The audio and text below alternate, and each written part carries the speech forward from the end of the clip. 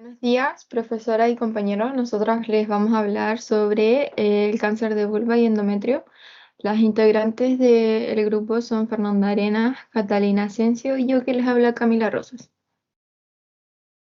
En los resultados de aprendizaje esperamos entablar la importancia de tener conocimiento sobre estas patologías, además de conocer los aspectos epidemiológicos, etiológicos del cáncer de vulva y también el de endometrio. Saber identificar los factores de riesgo, las manifestaciones clínicas y las complicaciones que pueden tener ambos tipos de cáncer y analizar diagnósticos diferenciales y los diagnósticos en APS, tanto también los tratamientos y conductas de los diferentes niveles de salud.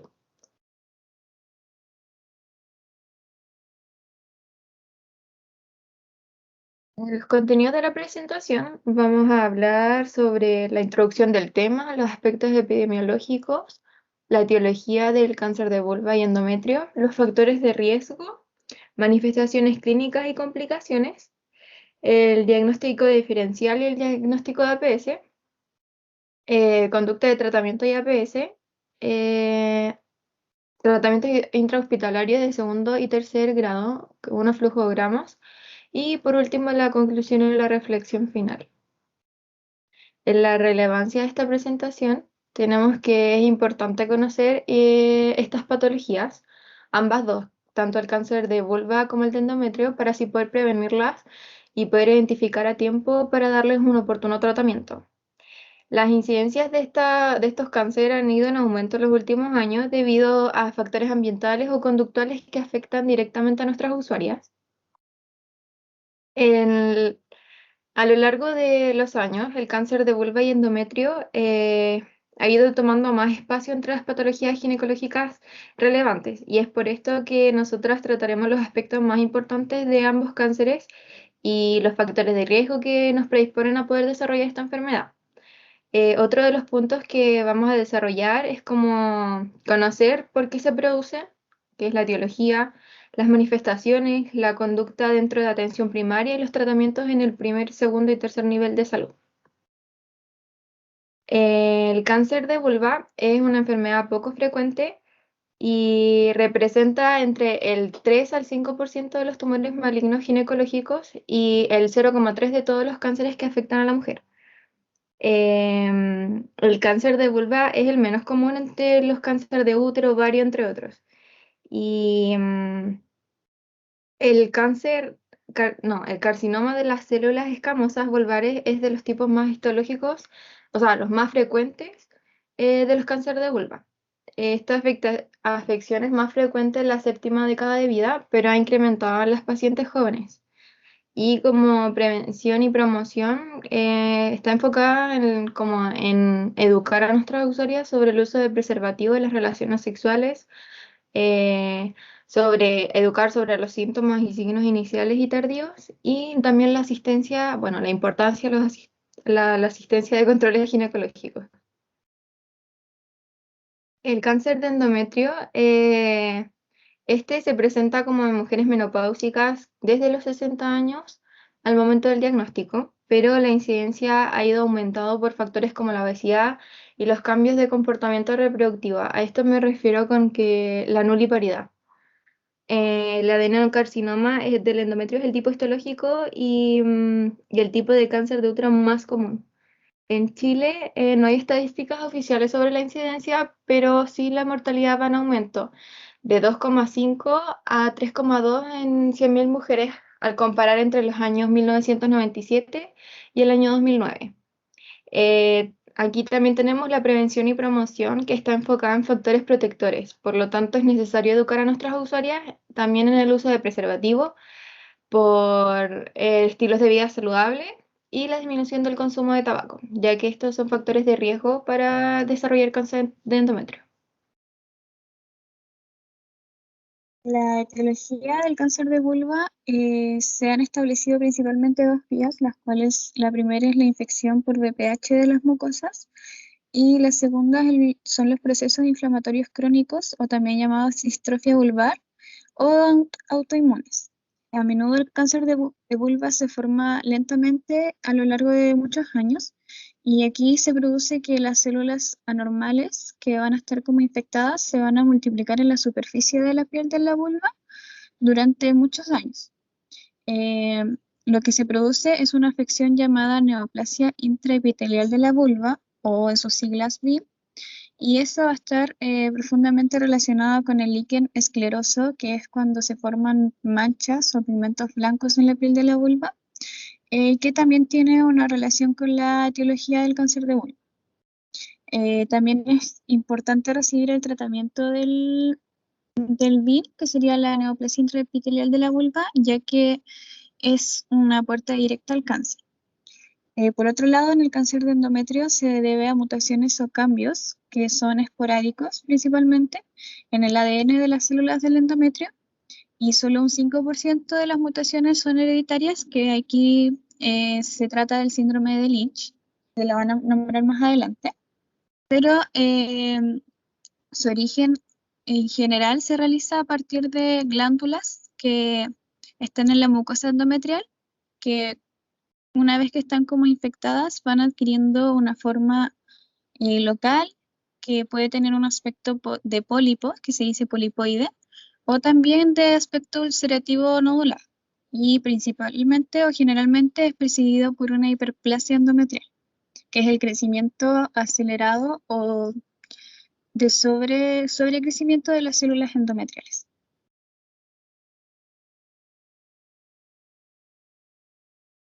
Los factores de riesgo para el cáncer de vulva son la neoplasia intraepitelial vulvar o cervical, también los antecedentes de cáncer de cuello uterino, el tabaquismo, el líquen escleroso vulvar, que como dije anteriormente es una afección crónica que provoca que hayan áreas de la piel delgadas y blancas, y que generalmente son en la zona genital.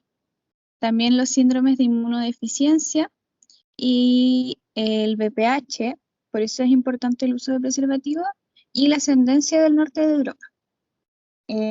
Por otro lado, en el cáncer de endometrio, los factores de riesgo son una neoplasia intraepitelial endometrial, la menopausia, el tabaquismo, la obesidad, el uso de tamoxifeno, ya que es un modulador selectivo del receptor de estrógeno, y eso va a provocar que al aumentar los estrógenos en las mujeres posmenopáusicas aumente el riesgo de cáncer de endometrio, ya que las células van a hacer una hiperplasia.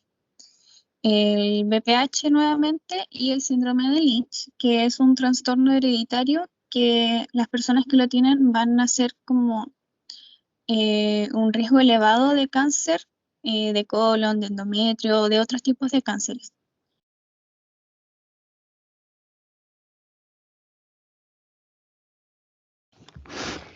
Bueno, dentro de las manifestaciones clínicas y las complicaciones que nosotras seleccionamos para el cáncer de vulva y de endometrio, dentro del cáncer de vulva tenemos la lesión vulvar, que esta puede ser una placa o úlcera o una masa vulvar unifocal, que por lo general se ubica dentro de los labios menores, por el peritoneo, el clítoris o el monte de Venus, y esto como que puede afectar y nos puede hacer, o sea, y puede indicarnos que estamos frente a un cáncer de vulva.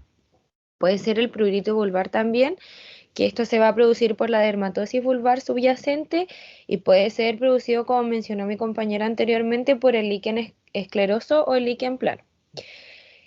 También tenemos las hemorragias, que puede ser una manifestación dentro del cáncer de vulva. Y en el cáncer de endometrio, una de las manifestaciones clínicas que más destaca de este cáncer es el sangrado uterino anormal. Y esto seguido, o sea, y seguido esto nos puede producir una anemia, lo que ya sería más como una complicación dentro del sangrado. Y también otra manifestación del cáncer de endometrio sería el dolor pélvico. Dentro de los diagnósticos diferenciales y el diagnóstico de APS, en el cáncer de vulva, la neoplasia intraepitelial vulvar nos indica que puede ser, o sea, es un diagnóstico diferencial, ya que pueden ser muy similares o incluso a veces idénticos a los carcinomas de células escamosas de la vulva. Y esto solamente para diferenciar tenemos que realizar una biopsia. también puede ser un melanoma vulvar, pero esto es muy poco común, dermatosis vulvares, también puede ser un diagnóstico diferencial y para esto es como que aparecen como parches o placas blancas que también puede ser parecido a los carcinomas vulvar y estos igual por lo general están relacionados con el líquen escleroso, pero también hay que realizar biopsia para descartar que no sea un cáncer de vulva. También los condilomas acuminados, las verrugas genitales, eso también es un diagnóstico diferencial y el trastorno de la glándula de Bartolino. También dentro del cáncer de endometrio tenemos o sea, como diagnóstico en APS, los antecedentes de los factores de riesgo o síntomas asociados al cáncer de vulva. El examen pélvico debe ser completo para poder identificar cualquier manifestación clínica que nos indique este tipo de cáncer y la derivación a nivel terciario. Esto se hace en ambos casos para que se realice una biopsia del tejido y así obtener un diagnóstico más certero. Bueno, como mencionaba Fernando anteriormente, la conducta y tratamiento en APS, lo principal es realizar una anamnesis completa. Esto quiere decir preguntar la edad, la paridad, los antecedentes personales y familiares de la usuaria y también hacer énfasis en los antecedentes ginecológicos, quirúrgicos, alguna patología crónica o hábitos nocivos que tengan, ya que van a ser factores de riesgo. También vamos a indagar sobre los síntomas asociados a ambas patologías, que puede ser el dolor pélvico, el sangrado uterino normal, entre otras. También vamos a realizar un examen físico general y segmentario para valorar los signos y síntomas que puedan aparecer de la enfermedad. Y dentro de esto también se realiza un examen ginecológico, donde vamos a apreciar si hay alguna sintomatología asociada, por ejemplo, las lesiones como las del líquen o entre otras. Y en el caso de que la usuaria presente sangrado, tenemos que ver el origen del sangrado mediante una especuloscopía y eso está dentro del examen ginecológico. Y también se podría hacer un tacto vaginal bimanual para ver como lo del cuello, la movilidad del cuello, o también si existe dolor a la palpación de los anexos o uterina. También tenemos que educar e informar sobre el manejo de la patología a la usuaria, resolver dudas o preguntas. También tenemos que indagar sobre la contención emocional, o sea, no indagar sobre la contención emocional, nosotras tenemos que hacerla y indagar sobre las redes de apoyo que pueda tener. Dentro de eso también se deriva a una CES, ya sea para tratar lesiones de condilomas, porque está muy asociada al BPH, lesiones sifílicas o entre otras que puedan aparecer.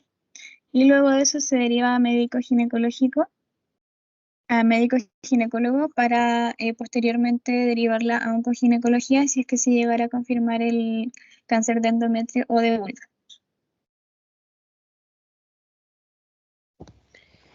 El tratamiento intrahospitalario del segundo y tercer nivel del cáncer de vulva que nosotras encontramos, el que encontramos que es más adecuado para presentar, es este flujograma que si bien habla de las úlceras genitales, también nos menciona qué se tiene que hacer en la sospecha de cáncer vulvar, ya que por lo general las usuarias no consultan cuando tienen dolor o picación, como que llegan a consultar cuando ya ven algo o tienen alguna herida que les provoca más dolor.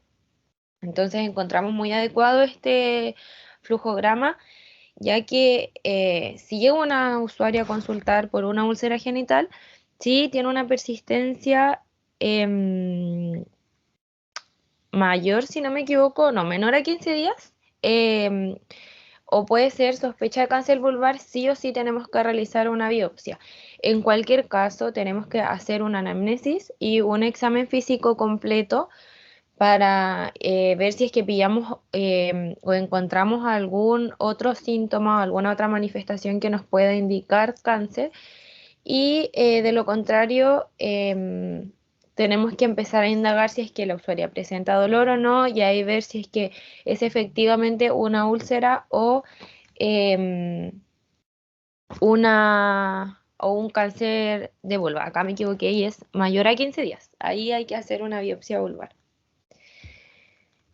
La siguiente diapositiva, por favor.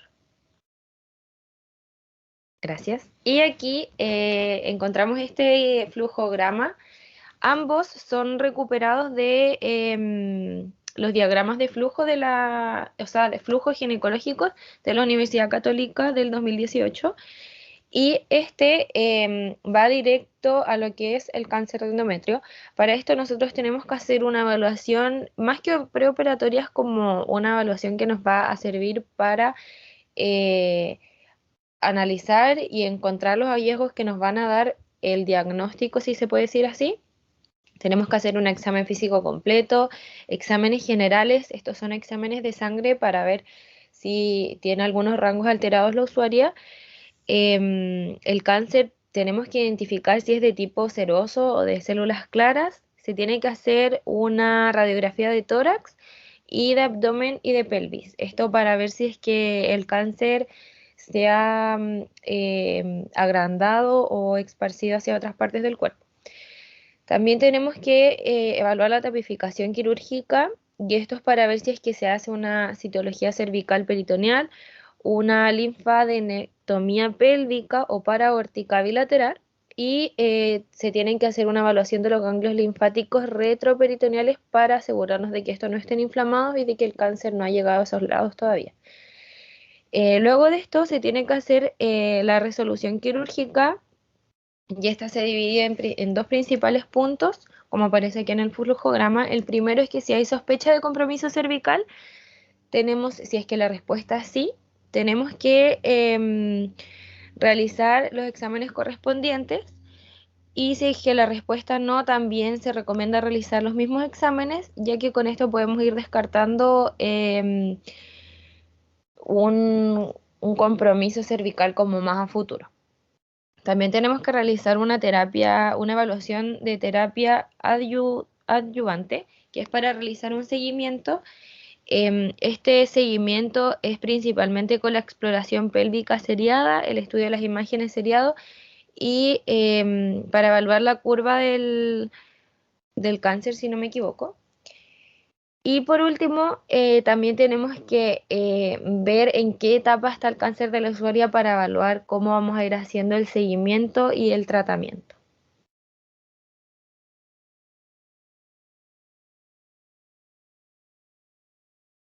Siguiente, por favor.